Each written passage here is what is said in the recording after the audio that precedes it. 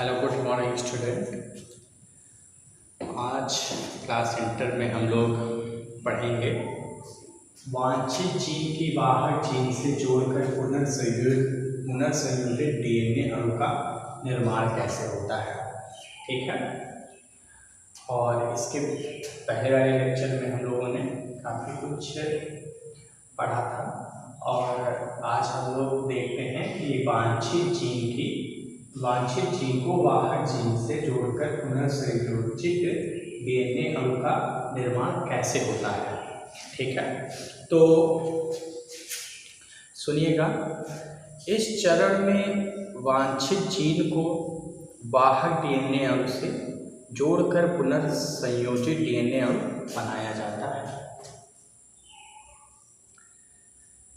इसके लिए सर्वप्रथम वाहक डीएनए को इसके विलोम पदों पर किसी आरई जो है रिस्ट्रिक्शन एंजाइम की सहायता से काटा जाता है। ठीक, काटने के बाद इसके छोर क्या होते हैं, संलाग हो जाते हैं तथा इसके बाद इसी एंजाइम की सहायता से वांछित जीन के छोरों को संलाग में बदल दिया जाता है एवं डीएनए लाइगेज की सहायता से वांछित जीन को वाहक डीएनए अणु से जोड़ दिया जाता है और इस प्रकार डीएनए अणु पुनर्संयोजित अणु बन जाता है। तो इसमें जो है दो, जैसे एक निर्बंधन अंतः न्यूक्लियस मतलब आरई और एक आया है लाइगेज एंजाइम। ये जो दोनों एंजाइमों के बारे में आप इसके पहले वाले जो वीडियो थे उसमें आपने इस चीज़ को पढ़ा था कि इनके क्या क्या उपयोग हैं। ठीक है, तो पुनः एक बार देखते हैं क्या हमने बताया। हमने बताया कि इस चरण में क्या करते हैं हम लोग, वांछित जीन को वाहक डीएनए अणु से क्या करते हैं, जोड़कर पुनर्संयोजित डीएनए अणु बना लेते हैं। ठीक, फिर इसके लिए क्या करते हैं, इसके लिए पहले वाहक डीएनए अणु को, ठीक, वाहक डीएनए अणु को इसके विलोम पद पर किसी आरई की सहायता से, आरई मतलब रिस्ट्रिक्शन एंजाइम की सहायता से काटा जाता है। ठीक, काटा जाता है जिससे इसके छोर कैसे हो जाएंगे, संलाग हो जाएंगे। ठीक है, जिससे कि इसके छोर कैसे हो जाएंगे, संलाग हो जाएंगे। और इसके बाद इसी एंजाइम की सहायता से, ठीक है, इसके बाद इसी एंजाइम की सहायता से वांछित जीन के छोरों को संलाग में बदल दिया जाता है। अच्छा, छोरों का मतलब उनकी जो फर्स्ट और लास्ट जो लिमिटेशन होती है, मतलब छोर किसे कहते हैं, छोर मतलब ये और ये और ये क्या है, लास्ट जो मतलब वो छोर होता है ना। तो इसीलिए आगे देखते हैं। तो हमने बताया कि इसके बाद इसी एंजाइम की सहायता से वांछित जीन के छोरों को संलाग में बदल दिया जाता है एवं डीएनए लाइगेज की सहायता से क्या करते हैं, वांछित जीन को वाहक डीएनए अणु से जोड़ दिया जाता है। तो बच्चों देखो, अंतः निर्बंधन न्यूक्लियस एंजाइम की सहायता से, मतलब आरई के रिस्ट्रिक्शन एंडोन्यूक्लियस की सहायता से हम लोग क्या करते हैं, डीएनए के अणु को खंडित कर देते हैं। ठीक है, और लाइगेज की सहायता से हम लोग क्या करते हैं, डीएनए के अणुओं को जोड़ने का कार्य करते हैं। तो ये बात जो है हम लोगों ने पहले भी जानी थी, आज भी जान रहे हैं कि जो लाइगेज एंजाइम है वो उसका कार्य होता है डीएनए अणुओं को जोड़ना, और निर्बंधन अंतः न्यूक्लियस का कार्य होता है क्या करना, खंडों को टुकड़ों में बांटना या तोड़ना। ठीक है, तो लाइगेज की सहायता से हम लोग वांछित जीन को वाहक डीएनए अणु से जोड़ दिया जाता है और इस प्रकार डीएनए अणु से पुनर्संयोजित अणु बन जाता है। ठीक, फिर इसके बाद आएगा प्रकृति में डीएनए का पुनर्संयोजन। प्रकृति में डीएनए अणु का पुनर्संयोजन। इसके बाद क्या है, प्रकृति में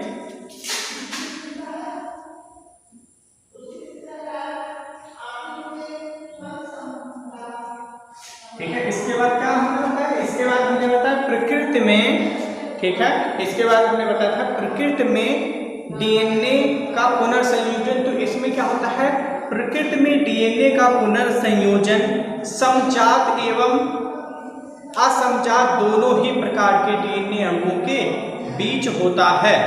ठीक है, प्रकृति में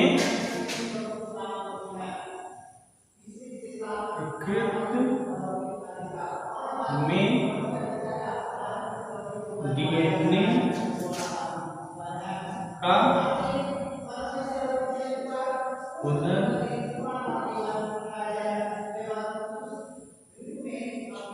ठीक है, प्रकृति में डीएनए अणुओं का पुनर्संयोजन। तो इसमें बच्चा इसमें बताया गया है कि प्रकृति में जो डीएनए का जो पुनर्संयोजन है वो समजात एवं असमजात दोनों ही प्रकार के डीएनए अणुओं के बीच होता है। समजात मतलब, इसका मतलब ही आप लोग जान रहे हैं, समजात और असमजात दोनों ही प्रकार के डीएनए अणुओं के बीच होता है। मतलब इसमें समजात एक ही जाति के जो डीएनए होंगे और असमजात जो है विभिन्न जातियों के जो डीएनए होंगे। तो ठीक है, तो इसमें बताया गया कि प्रकृति में डीएनए का पुनर्संयोजन समजात एवं असमजात दोनों ही प्रकार के डीएनए अणुओं के बीच होता है। ये बात आपको बताई गई। अब जो है समजात डीएनए पुनर्संयोजन क्या है, ठीक है, अब आएगा समजात डीएनए पुनर्संयोजन।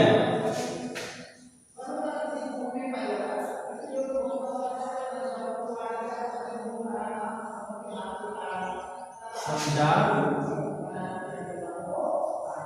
डीएनए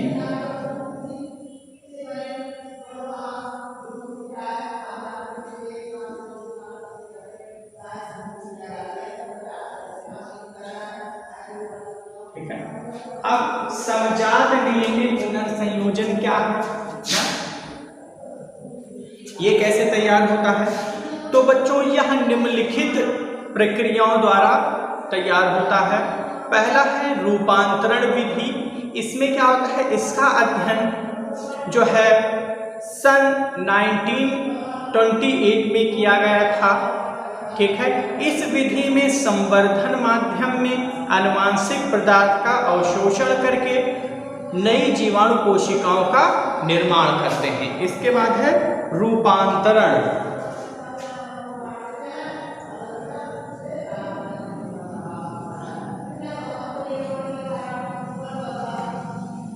इसके बाद कौन सी हेडिंग है, रूपांतरण है। तो बेटा रूपांतरण में क्या है, इसका अध्ययन जो है 1928 में हुआ था। इसका अध्ययन 1928 में हुआ था। इस विधि में क्या करते हैं, इस विधि में संवर्धन माध्यम में आनुवांशिक पदार्थ का क्या करते हैं, अवशोषण करके नई जीवाणु कोशिकाओं का निर्माण करते हैं। तो हम लोग समजात डीएनए पुनर्संयोजित कैसे प्राप्त करते हैं, ये क्या है? तो ये भैया निम्नलिखित प्रक्रियाओं द्वारा होता है। पहला है, इसमें हमने बताया रूपांतरण, ट्रांसफॉर्मेशंस। फिर इसका जो अध्ययन है वो 1928 में किया गया था। इस विधि में संवर्धन माध्यम में आनुवांशिक पदार्थ का अवशोषण करके, इसमें क्या करते हैं, इस विधि में संवर्धन माध्यम में आनुवांशिक पदार्थ का क्या करते हैं, अवशोषण करके नई जीवाणु कोशिका का क्या हम लोग करते हैं, निर्माण करते हैं। ठीक बेटा, तो रूपांतरण जाने। फिर एक बार पुनः इसका अध्ययन जो है 1928 में किया गया था। इस विधि में संवर्धन माध्यम में आनुवांशिक पदार्थ का अवशोषण करके नई जीवाणु कोशिकाओं का निर्माण किया जाता है। ठीक बेटा, फिर इसके बाद जो है ट्रांसडेक्शन, ठीक है, ट्रांसडेक्शन जो है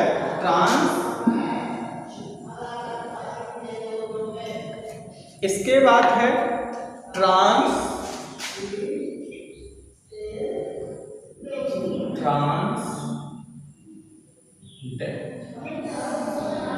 ठीक है, ट्रांसडेक्शन क्या है? तो देखिए इसकी खोज जो है जिंडर लेडरबर्ग ने की थी। किसने की? जिंडर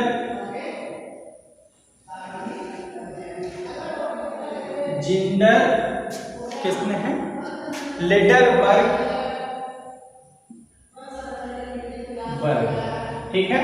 इसकी जो है ट्रांसडेक्शन जो है, मतलब इसमें जो है हमने समझा डीएनए पुनर्संयोजन में ये बताया कि ये निम्नलिखित प्रक्रियाओं द्वारा होता है। तो पहला रूपांतरण बताया, फिर अब बताते हैं ट्रांसडेक्शन जो है, ठीक है। तो ट्रांसडेक्शन में क्या है, इसकी जो खोज है जिंडर व लेडरबर्ग ने सन 1992 ईस्वी में की थी।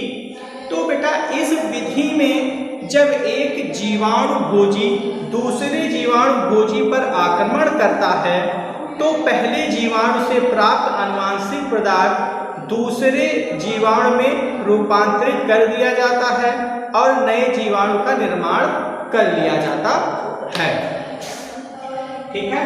तो ट्रांसडेक्शन जो है इस विधि में इस विधि की जो खोज है वो जिंडर व लेडरबर्ग नामक वैज्ञानिक ने 1992 में की थी। किस सन में की थी? 1992 ईस्वी में की थी।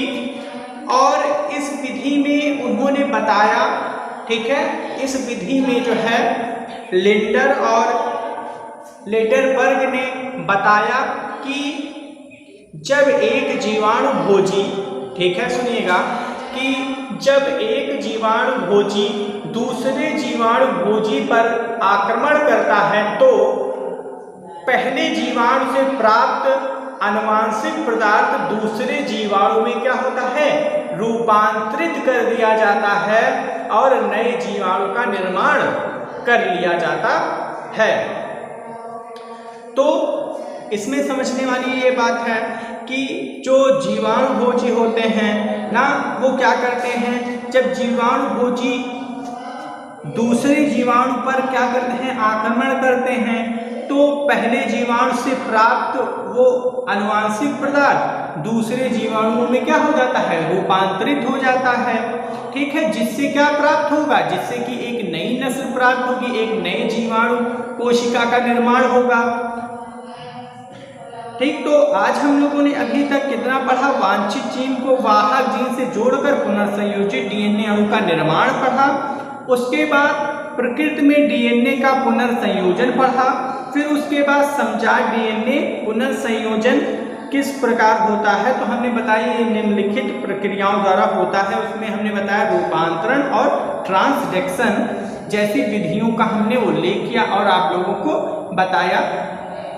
तो इसमें जो था वांछित जीन को वाहक जीन से जोड़कर पुनर्संयोजित डीएनए अणु का निर्माण में हमने जो आपको बताया था, एक बार पुनः सुन लीजिएगा। इस चरण में वांछित जीन को वाहक डीएनए अणु से जोड़कर पुनर्संयोजित डीएनए अणु बनाया जाता है।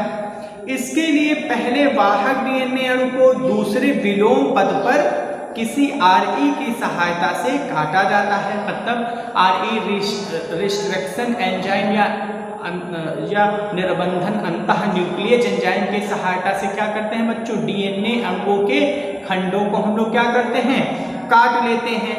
फिर क्या करते हैं? जिससे इसके छोर संलग्न हो जाते हैं और इसके बाद इसी एंजाइम की सहायता से वांछित जीन के छोरों को संलग्न में बदल दिया जाता है एवं डीएनए लाइगेज की सहायता से वांछित जीन को वाहक डीएनए अणु से जोड़ दिया जाता है।